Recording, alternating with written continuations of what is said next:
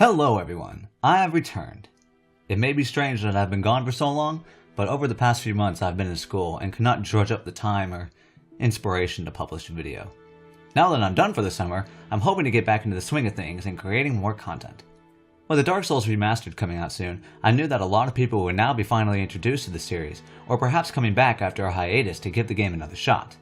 I also knew that people would wonder about an easy mode and where one might be found in the Dark Souls Remastered. As far as I'm aware, there will not be an easy mode implemented, and with this video, I thought I would pick up a stick and introduce you to this dead horse. Should Dark Souls have an easy mode? I know the Souls series has come to an end, but that does not mean From will stop making these types of games, which is somewhat evident by the remastered.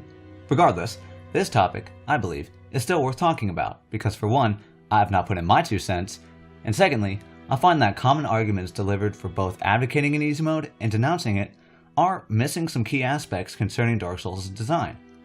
As for me, I am not a proponent of adding an easy mode to Dark Souls. I say that because after playing the trilogy as much as I have, I've come to realize that there is really almost no way to implement an easy mode without consequences to the player and or detriments to the design of the game as a whole. So many systems and mechanics rely on one another to make sense. Therefore, if you take out one aspect of the game, it dominoes into removing or diminishing this other mechanic as well, so on and so forth. Why not just cut the chatter and let's get started, shall we? I want to first address the numbers argument. This suggestion to make Dark Souls easier is a simple numbers tweak that causes the player to take less damage, deal more damage, or both. It seems easy enough to change, it's just like Skyrim. But a majority of the enemies in game do not really require that much to kill. The same goes with the player character. You die easily, and so do your enemies. The games were balanced around that idea as to prevent the bosses or enemies from being health sponges while you die in a single hit. Almost nothing in any of the games actually one-shots the player character, under normal circumstances. Therefore, if you do not make any or many more mistakes after being hit a few times, you can normally recover. The numbers, alongside other mechanics and systems, were designed to force the player to learn, as even the cannon fodder enemies are genuine numerical threats. The interesting thing about Dark Souls' damage numbers and how to handle them is that because of the lack of direction given to the player, it almost poses the Socratic method of asking questions to allow the player to discover the answer himself upon his own deduction. The question the high damage numbers ask the player is, how do you deal damage while avoiding taking damage? From there, the player is cornered into a spot that pushes him to find the best method or answer to that question. Through trial and error, a dash of practice, and a cup full of frustration, the player devises the best way to go about killing enemies with what he has been provided and what he, as an individual, brings to the table. Therefore, one gets a variety of answers for how to best maneuver around the numbers mechanic. Perhaps a warrior with a 100% block shield tanks every hit that comes his way, and only strikes once an opening arises. Maybe an assassin uses his lightweight armor to his advantage, and chooses to dodge and circle strafe the enemy into submission with backstabs. Or possibly you're on your soul level 1 run and choose to parry everything that moves. Regardless of the method, the responsibility remains on the players to develop the best way for them to progress, even under seemingly insurmountable odds. The significance of the numbers comes into play with what I just described by acting as either deterrents for specific strategies or provide a push to try to do better. I guess the hard part now is determining which situation you're in at that point. When one makes a mistake in Dark Souls, the effects are apparent and visceral due to the punishment being as great as it is. If the numbers were skewed in any which way, suddenly everything is thrown off balance, and it allows players to both make and embed their mistakes. While many may say that to be more forgiving is the point of an easy mode, I would have to bring up one aspect of Dark Souls that has an issue if numbers happen to be manipulated in the player's favor: New Game Plus. The way both Dark Souls and Bloodborne work is that after completing the game, the player is either given an option or forced into what is called New Game Plus, which is essentially infinite endgame content, as the player is tasked with overcoming the game again, but with all of their levels and gear from the previous playthrough. It does not even stop there, because not only does the player essentially get stronger, so do his enemies. Both the health and damage are increased for every enemy in the game to various degrees for a total of 6 playthroughs, 7 including the initial new game, up to New Game Plus 6. The question I would like to ask is, what would happen to this system? If there were to be an easy mode, would the numbers increase at all in the New Game Plus? or perhaps increase more slowly to a lower overall maximum. Another option could be taking New Game Plus out altogether, or forcing the player into the normal or hard difficulty after the first playthrough on easy mode, which is the argument I tend to hear the most, saying that after playing on easy mode, players would be more willing and prepared to face the hard mode. From my point of view, none of these options are optimal, but if anything bar the latter were to be implemented, it would completely subvert the purpose New Game Plus serves, to test and challenge the player's progress. As you play the game more, it expects you to make less mistakes every time, but as I stated earlier, being more forgiving of mistakes, especially in Dark Souls, would only be detrimental, as a player who has become accustomed to specific strategies of traversing the world or approaches on boss fights would more than likely be shoved right back to square one the moment the player decides to tackle the quote-unquote hard mode, or even simply higher damage numbers. The player would have embedded his faults, and when before he was able to defeat 6, 7 enemies at once without much thought, is now killed by 2 in mere moments. I would personally feel the whiplash myself. The same goes with the bosses. One sees a telegraph attack, recognizes it, and think, oh hey, let me block this combo, only for all of his stamina to be siphoned away in the first hit and he gets demolished for it. Now the player is once again tasked with developing or augmenting his current strategies to adjust to the square one into which he was just smashed. It can always be said that the number disparity between easy and hard mode would not be that staggering, but only enough in all the right areas to notice the difference. While that is nice to say, as I mentioned previously, the enemies and bosses already, for the most part, do not take that long to kill. If the player decides to go into an easy mode, where he deals more damage, an enemy he once killed in 2 or 3 shots now dies in 1 or 2. This would result in either an unnoticeable change for some, or the player is robbed of the opportunity to learn the tells of the enemy due to it dying before it can retaliate. On the other hand, if the player was more sturdy, the situation I discussed earlier with someone fighting 6, 7 enemies at once would occur, and his approach to the game would not be suitable for higher difficulties if he chose to tackle the hard mode or New Game Plus.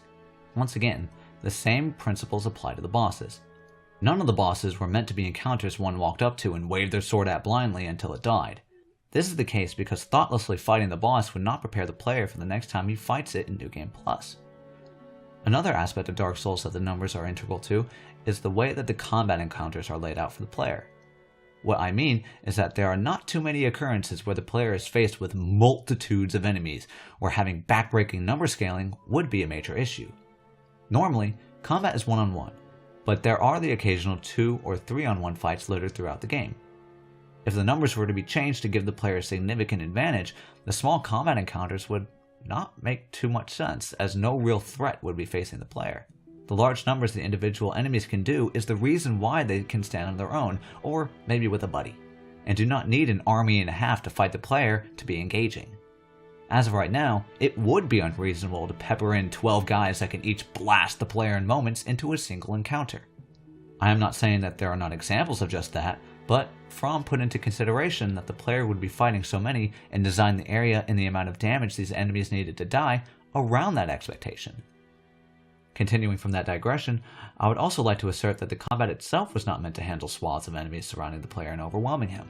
Single combat or perhaps smaller groups of enemies were the ideal when it came to the slow, calculated, and methodical Dark Souls combat, because based on the controls and the toolkit available to most players, mass AoE is not an option for the mostly melee-focused fighting.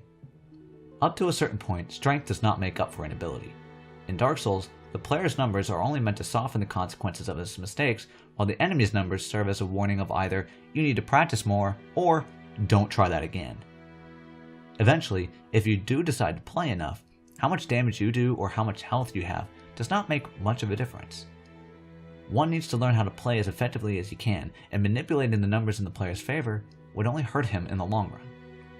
The next design choice is a two-parter, as they are intrinsically tied to one another. Losing souls, or experience, upon death, and having enemies respawn after dying or resting at a bonfire. These two systems draw a lot of flack, as many propose that they, alongside the number balance, make the game artificially difficult and grindy. As a result, From should just get rid of one or both of those mechanics because some players do not see what they add to the experience of the game. These systems are merely tools of frustration. At that notion, I would have to disagree, as these two mechanics are some of the most important aspects of the entire game. The inevitable repetitiveness of the game is meant to allow the player to devise new and varied strategies, test his memory, and allow him to become increasingly familiar with the other concepts of the game, such as the combat or even with the world itself, as one may not discover something he did not see before upon his first viewing. These mechanics possess more purpose than to add to simple annoyances. They ask the player this question: what have you learned? If one happened to die halfway through a level, he would of course leave a bloodstain and his souls behind, while every enemy he just slew is now primed and ready to challenge him again. On the offset, dread and frustration pour from the player, but consequently, he has a newfound purpose: get to where he died. A player is, hopefully, unlikely to blindly charge his way back to where he died in order to retrieve his souls. Suddenly, a worried air now surrounds him, and the importance of prudence and execution comes to the forefront. If the player does decide to run headfirst into a mob of enemies and traps for the sake of his souls and dies along the way, it appears that he has not learned very much. Conversely, if the player is able to recognize and remember the best way to go about traversing the world and enemies and utilize his skills he has accrued, the repeated process of dying should act as a 2 steps forward, 1 step back sort of deal. Eventually, one should be able to get through an area without much trouble because he knows who to kill and who to avoid, what ladders to climb, and what stairs to descend. I mentioned earlier that these two mechanics are intrinsically tied, so let us imagine taking only one of them away. If enemies no longer respawn after death, what purpose would losing your souls serve? At that point, dropping souls would result in 2 possibilities: a mere inconvenience, or a complete nightmare to those who rely on grinding levels and gear to progress. If enemies did not respawn, yet the player continued to drop souls, that would mean experience in the world's currency would become a finite resource. Sometimes you accidentally fall off buildings, swim in lava, or are a victim to toxic. Other times, the boss kills you before you can reach your souls. And in a moment's notice, all of your experience and money is permanently erased. And as I said, those who do use grinding as a way to help progression are in dire straits. Well, in Dark Souls 2, enemies stopped respawning after dying about 15 times. Therefore, a system like that could be a perfect middleman. While the enemies do normally have a respawn limit in Dark Souls 2, that does not negate the fact that having a limit still makes both experience, crafting materials, and gear drops finite. Also, if someone were to want to farm for souls and gear for longer times to push progression, this person would now be required to activate the game's hard mode through the Company of Champions. Now, a player has to go on to hard mode to farm with the hopes of making the game easier? Okay, just have the enemies respawn but remove the soul dropping mechanic. If that were to occur, the major question of what have you learned would be forgotten, if not at least obfuscated. Similarly to just removing the respawning enemies, only removing the soul dropping mechanic would make the enemies respawning more of an inconvenience rather than a tool to test and encourage learning. Not only that, this removal would roll out the red carpet for grinding souls and gear, so all the players who complain that the game encourages grinding would now have a concrete argument. It does not stop there, as I failed to mention another purpose these two systems serve, even if it is inadvertent. They reveal to the player that souls, while valuable, are expendable. Because souls hold value to the player, From realized that he would be either more prudent to help ensure that he got his souls, or the player would be careless and haphazardly jump into the lion's den for them. Upon losing the souls, if one is so unfortunate, the effect the loss would have would hopefully act as a reminder to not attempt that carelessness again, or highlight a mistake made while even remaining cautious. Their expendability comes into play more backstage as a simple thought: I can always get more. How? All the enemies you have just killed are ready to give you back your souls now that you've died or have rested at a bonfire. There are few moments in Dark Souls more devastating, especially for a new player, than losing a mass of souls. And there are fewer better learning experiences than to lose one's experience because of repeated mistakes. However, even among that disappointment, there is always a reassurance that souls are in no low supply, and that they come and go often and freely, purposefully or not. Quote, Dark Souls and Bloodborne are single-player games. It should not matter how someone else experiences the game because it does not affect your own experience. Unquote. The part that is incorrect about that assertion is the idea that the Soulsborne games are single-player, as they are far from it. Before I go into the multiplayer aspects, I want to ask, how would an easy mode be implemented? This is critical, as how this proposed easy mode is integrated ruffles quite a few feathers of player interactivity. Should the player be able to toggle easy mode on and off? Or would it be a one and done deal where you must restart to enter a different difficulty? Regardless of the situation, that would throttle the balance of both PvP and co-op. Should players on easy mode be able to invade those on normal or hard, or even the other way around? Is PvP available in the easy mode? Because most can attest that invasions do not exactly make the experience any easier. If PvP did happen to be removed in the easy mode, the invaders would not be the only ones affected. There are a slew of covenants dedicated to protecting players from dark spirits and helping them out. And if PvP was removed, an entire community of players would lose out on how they wanted to experience the game. When one discusses co-op, if someone was able to go onto an easy mode, because it's an option of course, what purpose would there be to summon someone for assistance? The whole point of summoning is to help struggling players, and if you're able to switch the game to easy mode for an area or a boss when things get too tough, why would there be a need for summoning? For some, they may not have ever summoned a person regardless. But now you have a select people who were willing to summon, now choosing the easy mode rather than bringing another player. How these players, the ones asking to be summoned, wanted to experience the game is now affected by the easy mode. But wait, cucumber. You can go offline anyway by toggling it off, or not going human or embered. I know these things, and I'm not afraid to say that the people who choose that option, such as myself, do negatively impact the PvP environment by opting ourselves out of it. Pardon my tangent, but it is a possibility that you now see me as incredible or hypocritical and view everything I have said up until now, and what I'll say later, as null. And I totally understand that. When I ran into this issue, I brewed on how I could possibly explain my situation, but everything boiled down to how I simply do not enjoy the PvP aspects of Dark Souls. I have no proper excuse, and writing this video has caused me to reevaluate how I play Dark Souls now and how I'll play it in the future. I cannot continue to lambast in easy mode when I myself partake in one. Therefore, I will be facing Dark Souls from now on online and at risk for invasion, because that is just as much a part of the game as the bosses. All you have is my word, but if you're still unconvinced, that is fine. Let me get back to the argument at hand and pardon my digression. As I was saying before, the argument that is the Soulsborne titles are single-player games and how one person experienced the game does not affect someone else's is simply untrue. While most of it is single-player, it would be short-sighted to say that the environment one surrounds himself with does not affect how he plays and progresses. One would be creating uneven ground if hard mode players could invade easy mode players, a split player base if easy mode players could only invade those on easy mode, or gouging out a hole in the possible player base for online interaction if easy mode was offline. On the other hand, perhaps I've lost the plot altogether, and people tend to be speaking in a more general sense with this argument rather than actually taking the game's multiplayer mechanics into account. Maybe the argument is more akin to how someone can play Skyrim on Legendary while I play on Novice without any issue between us. However, the fatal flaw to that supposition is that there is not a multiplayer aspect to Skyrim. Because the multiplayer is built into the single player of Dark Souls, the argument for being able to do whatever one pleases without it affecting someone else's experience, even to the tiniest of degrees, is unfounded. While an individual may not make waves with how he plays Dark Souls, the moment you have hundreds, thousands, or even millions of players making the same decisions, it, in a moment's notice, begins to take effect on the rest of the player base. The next argument mentioned was the idea of accessibility. An easier mode would allow players to learn the game, urging them into higher difficulties. The thing about Dark Souls is that the most difficult aspect of the series is overcoming the learning curve. It is very much like riding a bike. The first time without training wheels is always the most challenging, but the moment you get going, it is never as hard as it was then.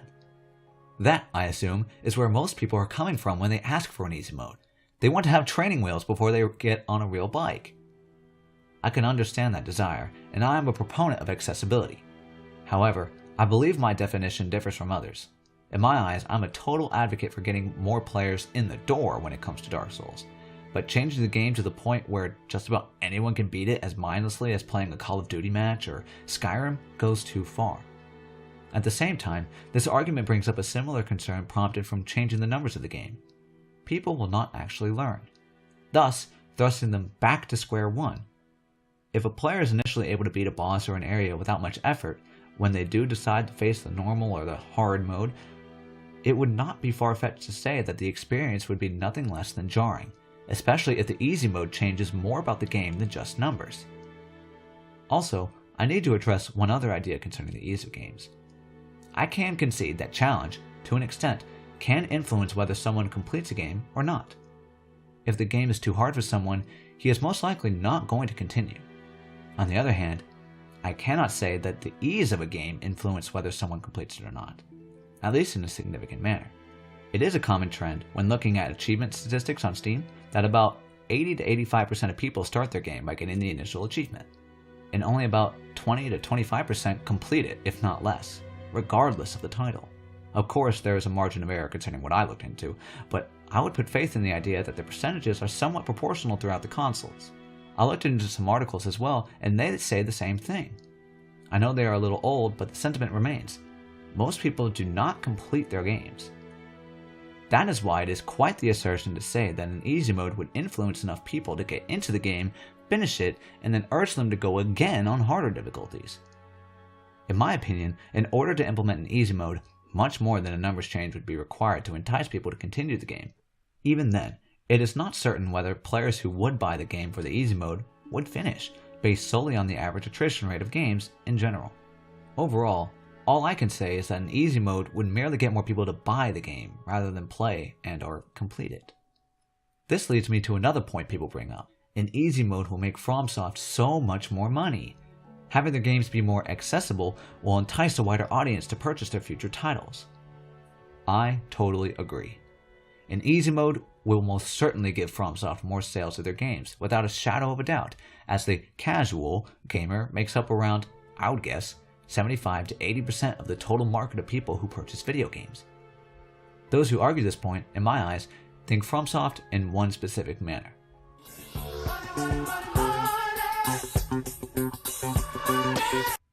Now I am left to wonder, having 3 opportunities after Dark Souls 1 brought the style of game to the mainstream, to implement an easy mode, why would FromSoft not do it? My immediate assumption is that they do not want to piss off their base, as an inevitable backlash would ensue.